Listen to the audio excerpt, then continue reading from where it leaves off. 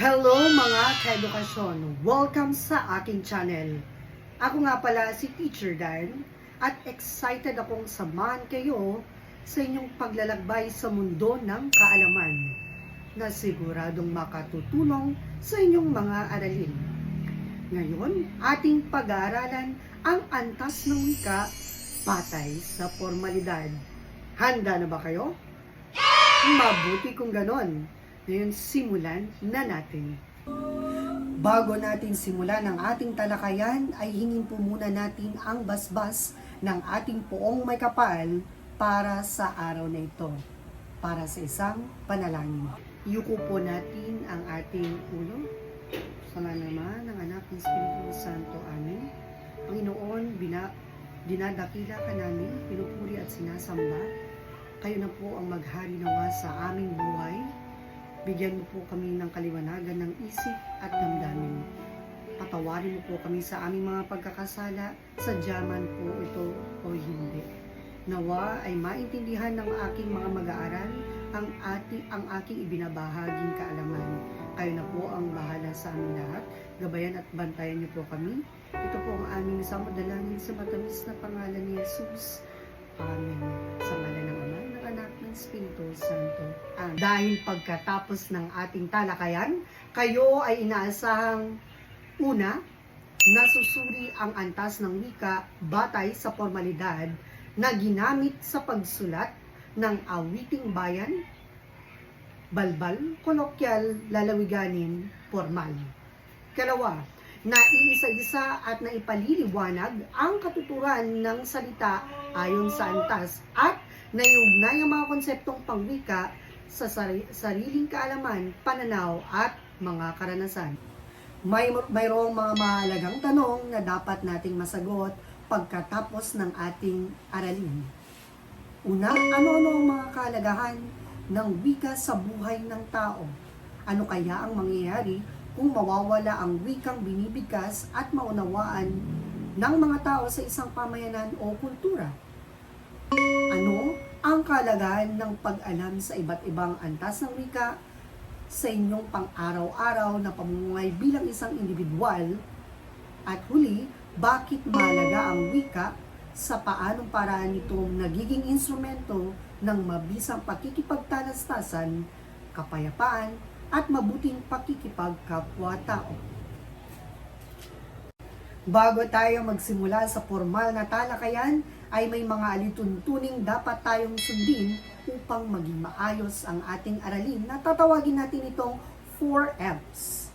Ito ay ang mga sumusunod. Una, makinig ng mabuti. Pangalawa, mag-ingay ay iwasan lalong-lalo na kapag hindi naman kinakailangan.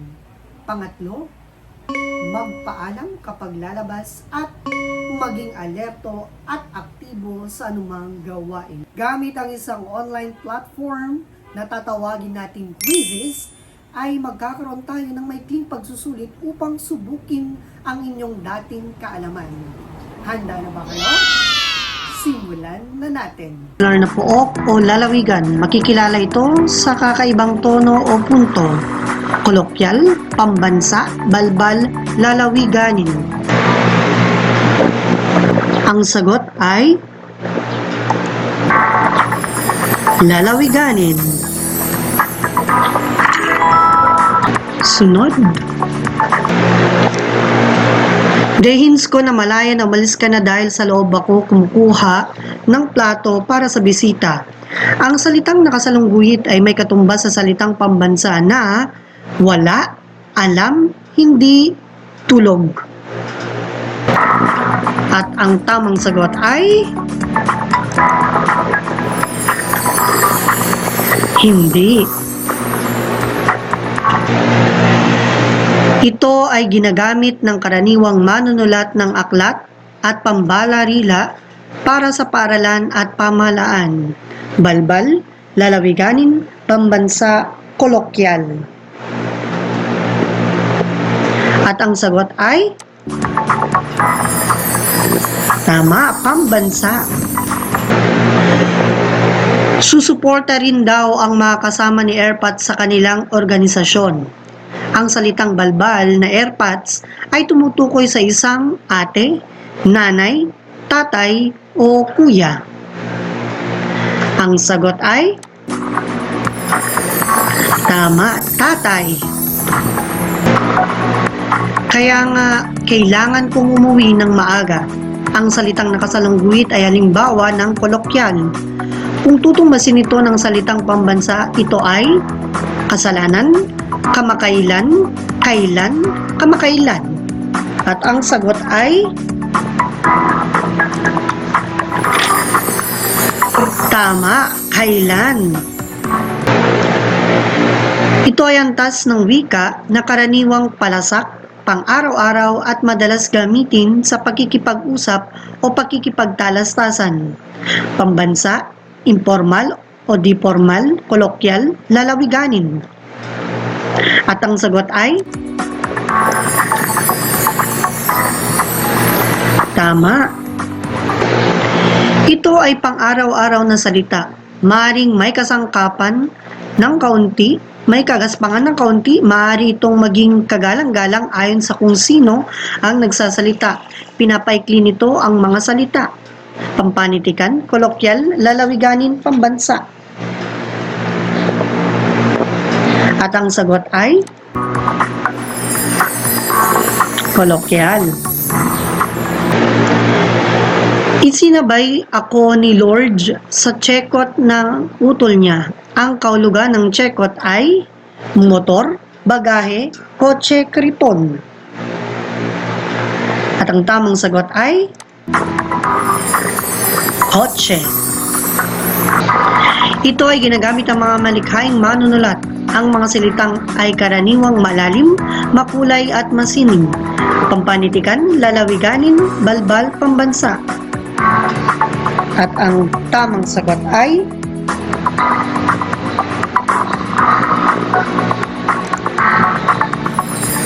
pampanitikan. Halika, ipakikilala kita sa mga tropa ni Mark. Ang salitang nakasulat ng nakapula ay halimbawa ng anong antas ng wika? Balbal, pampanitikan, pambansa, kolokyal. At ang tamang sagot ay mahusay! At nasagutan ninyo lahat ng mga katanungan. Palakpakan ninyo ang inyong mga sarili. Ang antas ng wika ay sumasalamin sa katayuan ng tao sa isang lipunan. Ito ay malalaman natin kung gaano ginagamit ng mga tao ang isang salita o paano iniaangkop ang mga salitang ginagamit sa iba't ibang pagkakataon. May dalawang kategorya ng antas ng wika. Ito ay ang formal at informal o di-formal. Mula sa formal naman ay meron tayong dalawang uri nito. Una rito ay ang pambansa, ikalawa naman ay pampanitikan o panretorika. o mas nakatatanda. Ito ay ang mga salitang karaniwan o pamantayan dahil kinikilala, tinatanggap ng higit na nakararami lalo na sa mga nakapag-aral ng wika. Meron tayong uri o dalawang uri ng formal, pambansa at pampanitikan. Sa pambansa, ito ay ang mga salitang karaniwang ginagamit sa mga aklat, pangwika sa lahat ng paaralan. Ito rin ang wikang kadalasang ginagamit maging sa pamahalaan.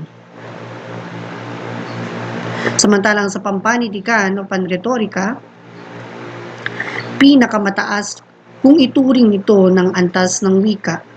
Ginagamit din to ng mga manunulat. Ang salita sa antas na ito ay makulay at masining. Magbigay tayo ng halimbawa, kulayan mo ang wika.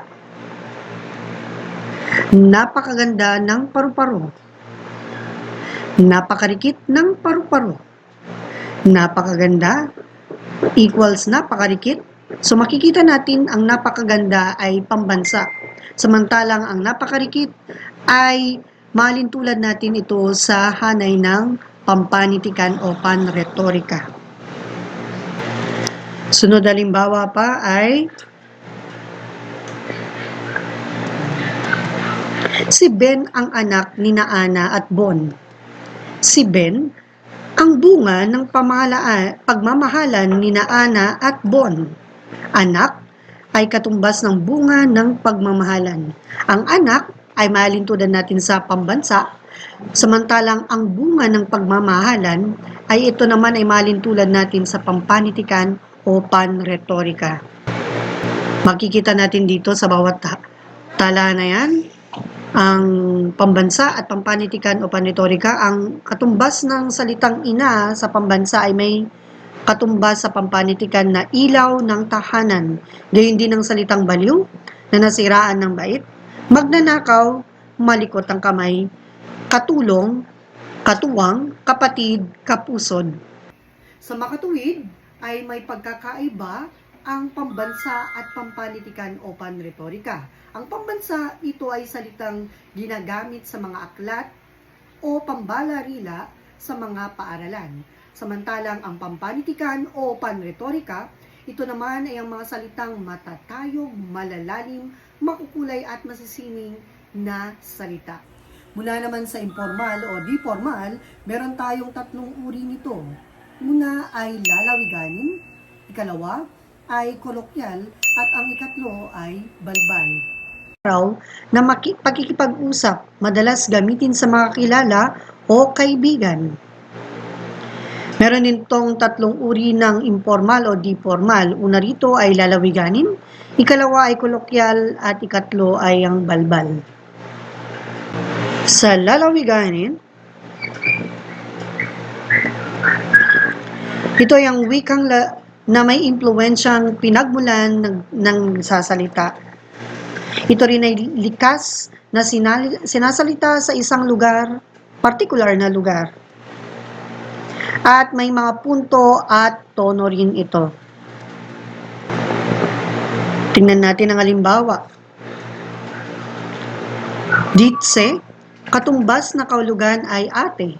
Ang sangko naman ay katumbas na kahulugan ay kuya. Ang inapoy ay inapoy, katumbas na kahulugan ay kanin. Ang mapatu ay katumbas na kahulugan ay mainit. I-translate mo.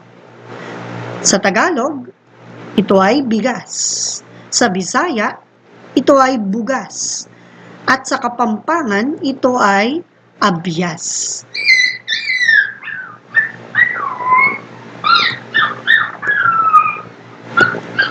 Sa Tagalog, ito ay aalis.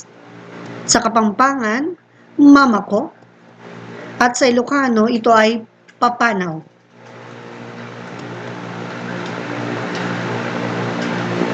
Tumako tayo sa kolokyal. Ang kolokyal ay pinapaikli ang mga salita. Pinagkasunduan ang pagpapaikli at pagkikibagay ng wika sa taong gumagamit nito.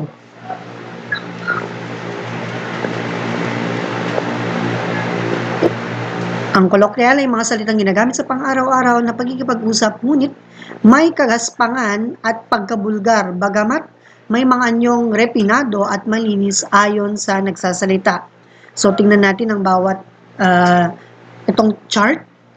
May formal at kolokyal. Ang formal na nasaan ay sa kolokyal, katumbas niya ay nasan.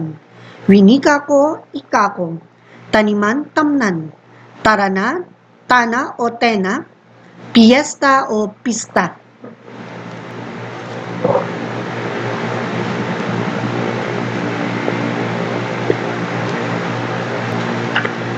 At ang huli ay balbal. Makikita sa antas na ito ay ang antas ng pamumuhay ng nagsasalita. Sariling wika na may kakaibang mga tunog at may code. Ang balbal ay tinatawag na salitang kanto o salitang kalye. Ito ng di pamantayang paggamit ng mga salita sa wika ng isang partikular na grupo ng lipunan. Kung mapapansin natin, meron po tayong hanay na formal at gayon din ang balbal. Ang salitang pulis sa formal ay may katumbas sa balbal na lespu o parak. Takas na iskapo, tatay na airpods, mapapel o epal, pagkain o tsibog. Meron pa tayo dito, matanda, gurang, party, tipar, asawa, waswas, sigarilyo, yosi, nakaputi, isputing. Makita natin, lodi, airpods, yosi pa. So makikita natin ang bagdan ng antas ng wika. Meron tayong antas ng bulgar, balbal, kolokyal, lalawiganin, pambansa, pampanitikan. Mukhang nalaman na natin kung ano ang antas ng wika, ang mga kategorya nito at ang mga uri nito. Ngayon, subukan natin sagutin ang mga ilang tanong. Una, ano ang antas ng wika? Magaling! Ang antas ng wika ay sumasalamin sa katayuan ng mga tao sa isang lipunan na ginagamit ito ang salita o paano iniaangkop ang mga salitang ginamit sa iba't ibang pagkakataon. Sa pangalawang tanong, ano ang dalawang kategorya ng antas ng wika? Tama! Ang dalawang kategorya ng antas ng wika ay formal o informal o di formal. Sa pangatlong tanong, ano ang dalawang uri ng formal na wika? Mahusay. Ito ay ang pambansa at pampanitikan o panretorika. Sunod na tanong, ano ang tatlong uri ng informal na wika? Tumpak. Ito ay ang lalawiganin, kolokyal at balbal. At sunod na tanong, lahat ba ng tao ay gumagamit ng formal at informal na wika?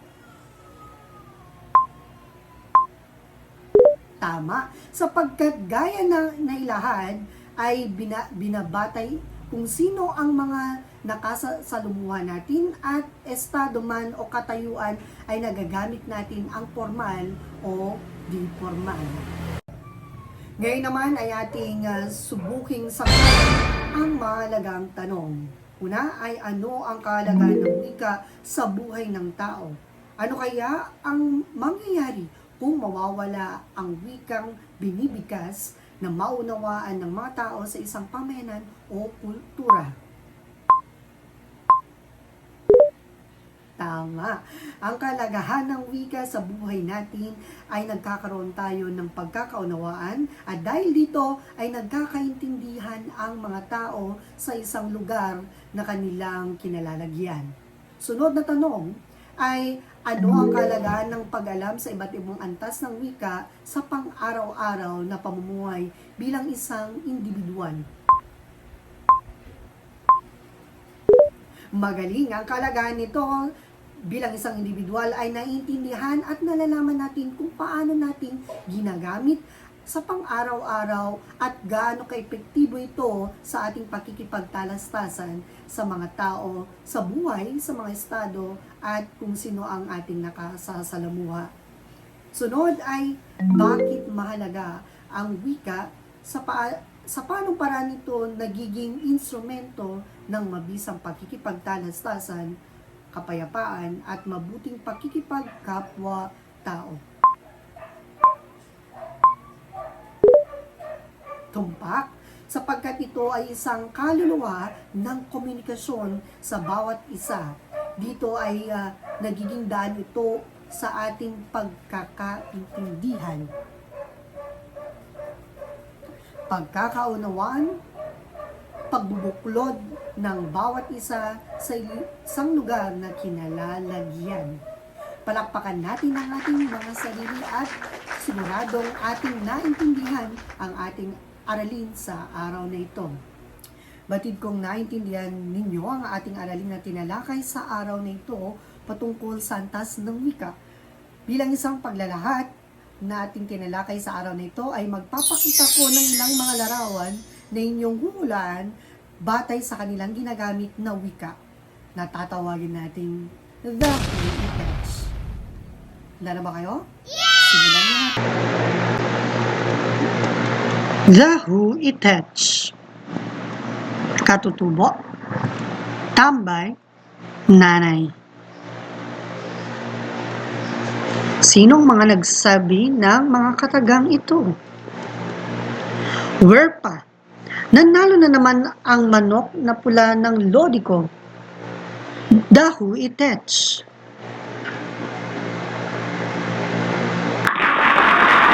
Tama ang tambay. Sunod. Oh, musta? Kailan ka matatapos sa pagsasampay? Pwedeng pakibilisan? Dahu itech.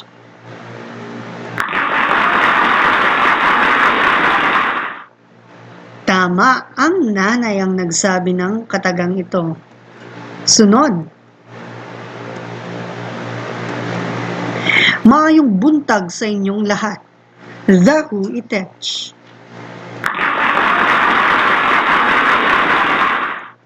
Tama ang mga katutubo. Sa inyong gawain ay kayo ay ating papanggatin sa 4 na grupo para gawin ang mga nakaatang sa inyo na gawain. Para sa unang pangkat ay tatawagin nating makataka. Sumulat ng isang tula gamit ang formal o informal na wika at pagkatapos ay biglasin ito sa harap ng klase. Sa pangalawa namang pangkat ay tatawagin nating iarte mo. Gumawa ng isang kakatuwang sitwasyon gamit ang mga salitang balbal at gumawa rin ng isang formal na pagtatanghal na partikular na larangan o lugar. At sa pangatlong pangkat, tatawagin natin itong ibirit mo baby. Sumulat ng isang kanta gamit ang formal at informal na wika. Kantahin ito sa harap ng klase. At sa uling pangkat, tatawagin natin itong iparating mo na. Gagawa kayo ng isang acrostic batay sa tinalakay na paksa sa araw na ito. Maliwanag ba? Mabuti kung ganon. Ngayon, ipapakita ko sa inyo ang rubrics upang inyong maging batayan sa inyong paggawa ng inyong gawain. Para sa inyong pagtataya ay meron akong naihanda.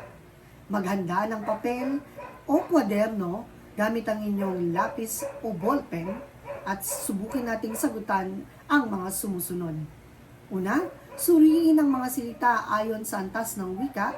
Isulat ang titik B kung balbal, titik K kung kolokyal, titik P kung pambansa, at titik I kung lalawiganin at 2 titik na P kung pampanitikan.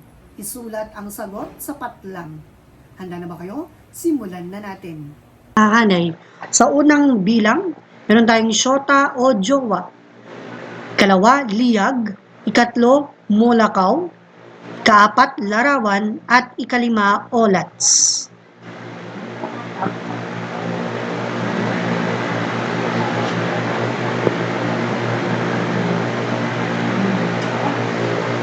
Ngayon, tignan na natin kung tama ang inyong mga sagot.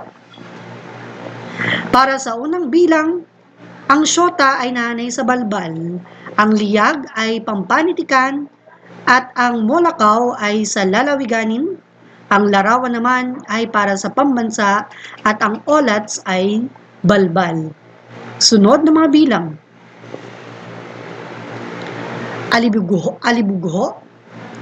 Sa 7, abog. Ikawalo, ewan. 9, bandila. At 10, kako.